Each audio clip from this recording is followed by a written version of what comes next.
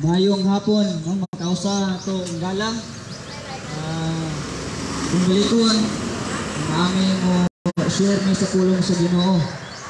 Nawa ni siya ibayad, libre ra gyapon ang pagwali namo sa pulong sa Ginoo. Ang amo na lang ani higala igsuon na ikaw makapaminaw, na muhatag kag higayon sa makadyot lang.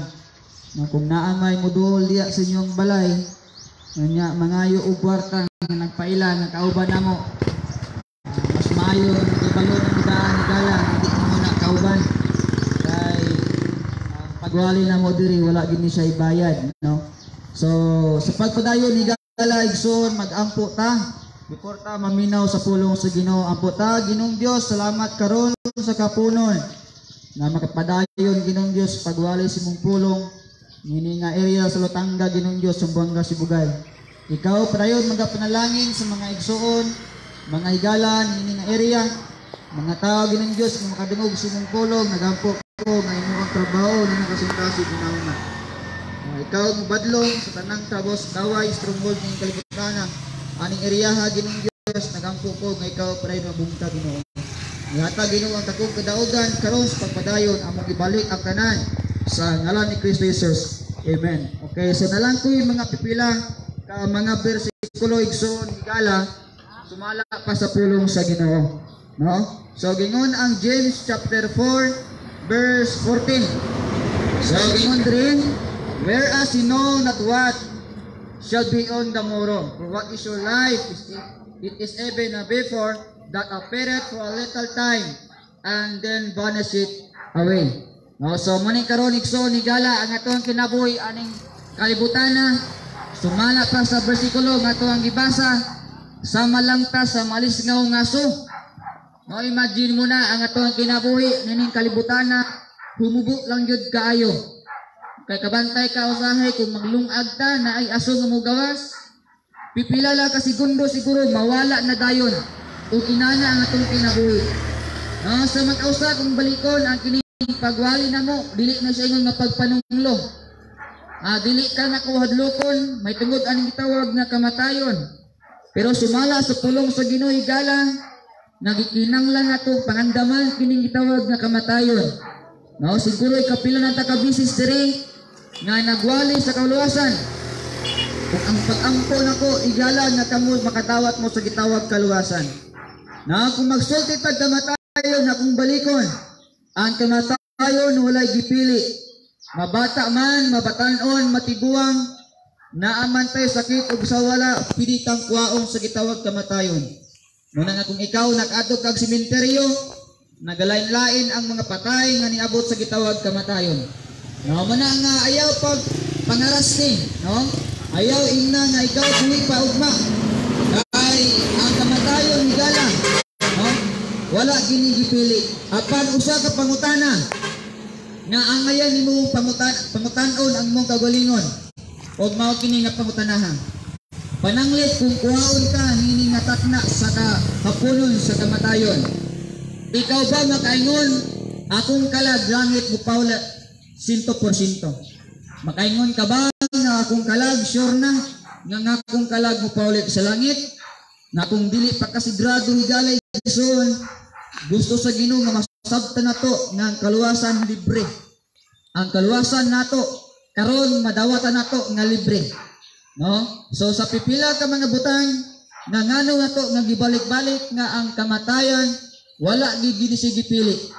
Mabata man, mabatan-on, matiguang, matambok, magmaniwang, madato kag sa mapobre.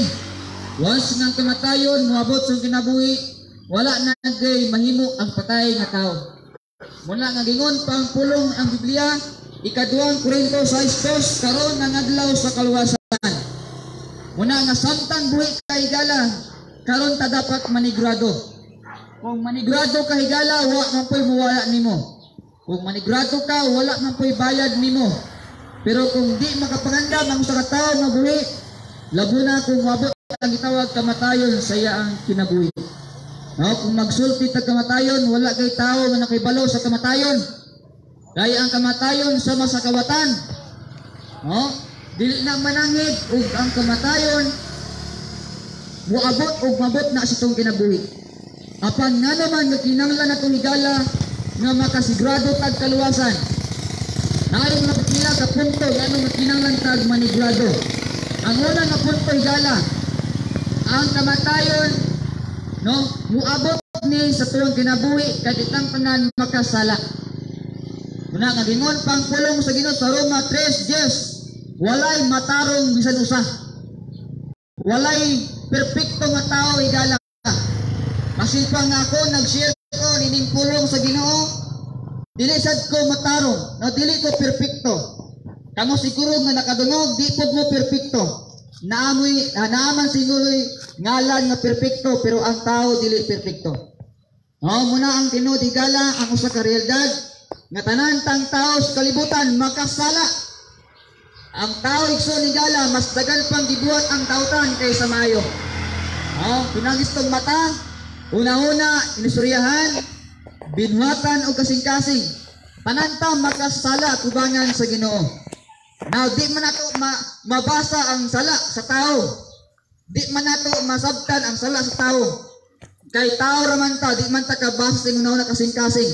Pero higala igsoon, sa Ginoo wala kay matago nga sala. Mula ang usa ka rason nga nganong kinalantang manigurado kay tananta mamatay tungod aning gitawag nga sala. Ikaduha, lingon pang pulong sa Ginoo nga kung ang tao wala kadawat ni Kristo, ang iyang kalag pagalaglagon sa kalayo sa impierno.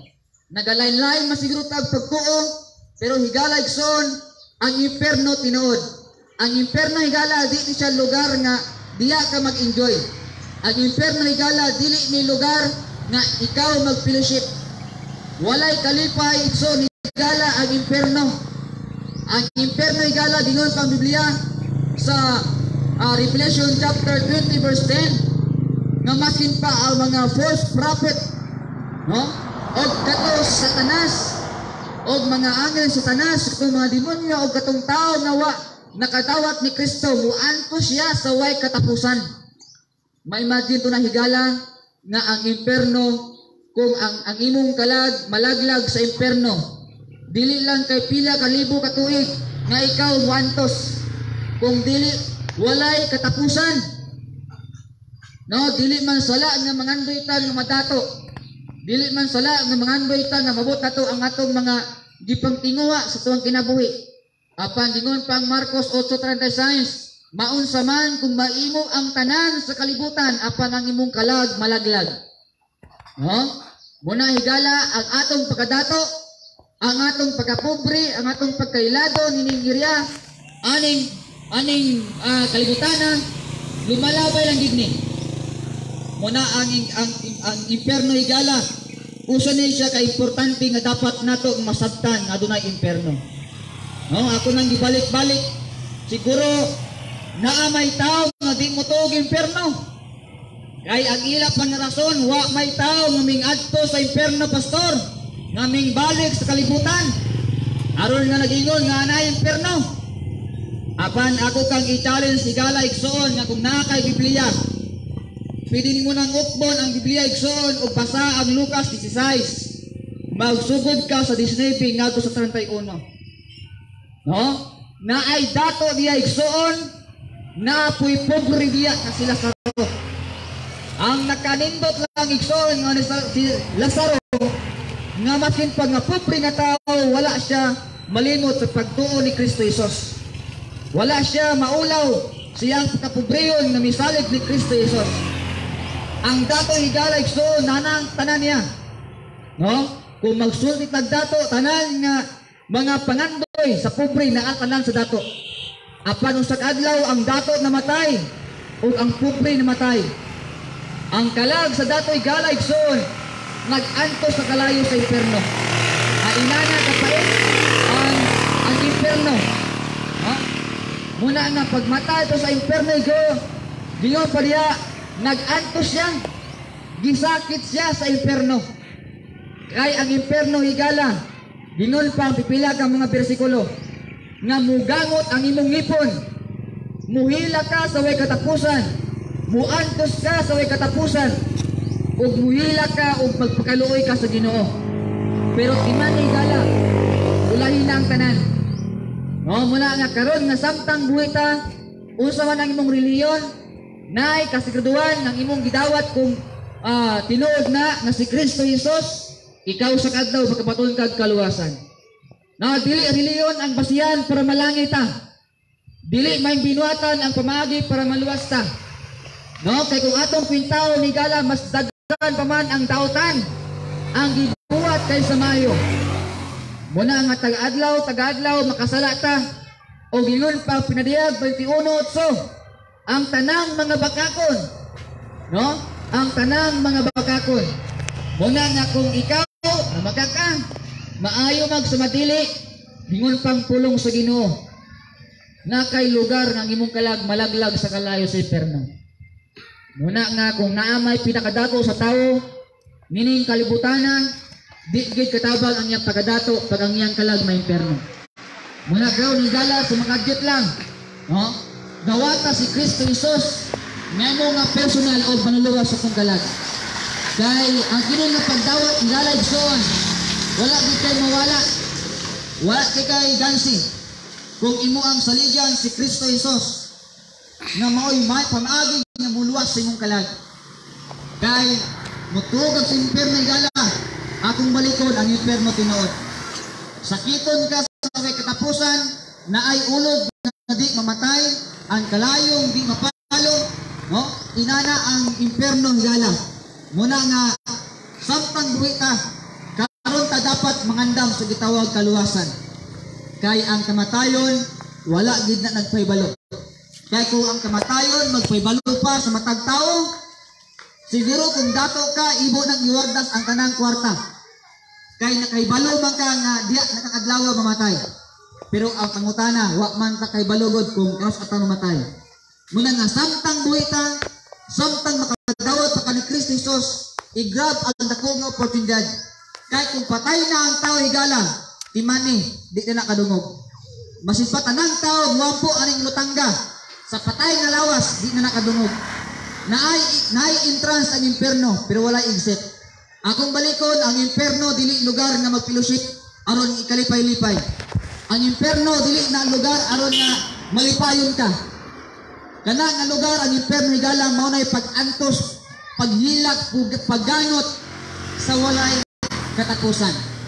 Muna nga tanang butang sa kalibutan atong rang biyaan, ang pinaka-importante ang atong kalag nga makalikay sa kalayo sa impierno. Muna kagnon ang pulong sa Ginoo sa John 14:6, si Jesus mingon, ako ang dalan sa kamaturan ug sa kinabuhi. Walay makaadto samahan, gawas pinagi kanako. Muna ang among giwali si Kristo ra gyud. Kay dili man ang among simbahan mo'y makaluwas ninyo. Kay dili man simbahan mo'y nagpalangsang sa cross. Si Kristo Jesus nagsulo ug unod, Dios na nahimong tao, nag-anto sa cross para nimo para nako. Muna nga kung imong saligan tuuhan si Kristo karon, nga imo nga Savior sa imong kalag. Usag adlaw pagwaon sa gitawag kamatayon, dili ka kamahay. Nganuman kay ang Ginoo dili bakakon. Tanan tang tawo sa kalibutan bakakon ta ug maayo ta mamakak. Muna nga si Kristo pa ingon tayo sunudos. In hope of eternal life with God that cannot lie, promised before the world began. Ang Ginoo dili bakakon. Muna kung mosalig ka karon, pinasingkasing jud. Nga naman, kay di tanang tao moampo tinuod. Di tanang tao moampo yaga kanang yaga-yaga naman. No? Muna ang Ginoo pang Mateo 7, di tanang nga nagtawag og Ginoo, ang Ginoo na kaila. Kay ang tao man gudigala gusto ka presisyon. Gusto niya nga madayeg siya. Gusto niya madunggan ang mga panulti sa tao nga Dios nun kaning tawhana. Muna igala ang pagdawat ni Kristo nag-anay yun, nasingkasing yun. Kay ang Ginoo nakadungog na siya, nakasabot siya, makabasing muna na o kasing-kasing. Kaya ang Ginoo gitawag siya omniscient, omnipotent. No, inana ang Ginoo kagamahanan nga makaibalo sa mga na o kasing-kasing. So sa nakadyot ng igala, ipos kadyot ang imo ang trabaho kung nadunggan mo ning mensahe. Dawata si Kristo, sulod sa kasing-kasing, na imo nga personal o manuluwas sa imong kalag. Okay, mag-ampo ta sa mga adyot, no? Atong iduko, atong ulo, iyo nga atong mata. Igala, igsoon, nasabtan ba nimo ang pulong sa Ginoo? nga ang atuang kinabuhi din kalbutana lumalabay lang. Nasabtan ba nimo nga ang imperno tinuod? Kung nagtuog ang imperno lugar sa kalayo, lugar sa ulod, lugar mugangot ang imong ipon, lugar sa pag-antos, lugar sa pagmahay sa walay katapusan. Gusto ba nimong dawaton si Kristo karon? Sunod og sabat kining gamay nga pag-ampo. Nga isip ikaw nag-ampo diya sa Ginoo. Ayaw kaulaw. Ako kang giyahan, sunod og sabat nini. Way mawala nimo masin piso, no? So sunod og sabat kining gamay nga pag-ampo, nga isip ikaw nag-ampo diya sa Ginoo, mag-ampo ta. Ginoong Hesus, pasaylo ako sa tanan nakong mga sala. Kuuhan nako nga ikaw lamang ang makaluwas sa akong kalag o wala na ilain pa. Ako kang imbitahan sa akong kasing-kasing. Ako kang pasudlon na akong personal o manuluwas sa akong kalag. Salamat sa kaluwasan na imong gihatag karon sa ngalan ni Kristo Jesus. Amen. Usa lang ka bersikulo higala na ako gikapabilin nimo kung gidawat nimo si Kristo. Way nawala nimo pero naay nahitabo nimo diya sa gidawat nimo si Kristo. Kaya gingon pa Biblia sa Lucas kapitulo 10 versikulo 20. Now standing this rejoice not that the spirit are subject unto you, but rather rejoice because your names are written in heaven. Muna nga kung gidawat mo si Kristo ay gala igsoon, no? Ang imong pangalan gisulat na sa libro sa kinabuhi. Inana lang kasayon ang kaluwasan nga naman si Kristo na nagpakamatay nako. No, nagpakamatay siya, disirpisyo niyang kagalingon para nimo o para nako. Muna akong gidawat mo si Kristo, congratulations. Pero kung wala mo gidawat si Kristo, gireject mo si Kristo. No, pwede ka nga muampo balik, kinasingkasin na pag-ampo kung imong dawaton si Kristo. Dahil nga naman, kay maula niyong pamagi, aron ikaw makangkong gitawag kaluwasan. O ayot igala, igsoon, nasabta na to ang kaluwasan na inana lang kasayon. Kay nanay Kristo ng sakripisyo dito sa cross. So, kung napamay mga pangutana, pwede mo makabisita Shiloh Bible Baptist Church, diya luyo sa balay ni Gobyerno Vice Mayor, ni Vice Mayor, diya na ni Vice Gumba, sa luyo, na diya ang among simbahan Shiloh Bible Baptist Church. So, matag Domingo, alas 9 sa buntag, ngadto sa alas 11. Dayon na po tayo simba, unya, hapon alas 3, ngadto sa alas 4. Kung namoy dugang nga pangutana, pwede mo makabisita. So, muna higala ang ato ang buluaton area. Musanyaw, pulong sa Ginoo, matag Domingo. Akong pagampo, nga matag Domingo. No, naarmo kanunay. Aron nga makadugog mo minsay sa pulong sa Ginoo. O makausa, maayong hapon natong tanan og magampo ta sa pagtapos nini. Ginong Dios, salamat sa kadaugan. Nalangini ang imong pulong sa matag kinabuhi Ginong Dios, napanggas na ang imong pulong. O ikaw padayon magapanalangin sa matag kinabuhi. Ay blessed Ginoong Dios ang among area. Wala tangga Ginoong Dios. Ay ikaw padayon magapanalangin profesional matag adlaw Ginoo. Malaygon ka masimpani nga ministry sa pagwalis sa imong pulong. Panalangin ni sa Ginoong Dios nga naay mga pagkinabuhi Ginoong Dios nga maluwas, mausab ang kinabuhi ug mga lagad Ginoo. Malaygon ka ni takna sa kapunon among ibalik ang tanan dugod maya sa ngalan ni Kristo Jesus. Amen. Ug mayong hapon natong tanan. God bless.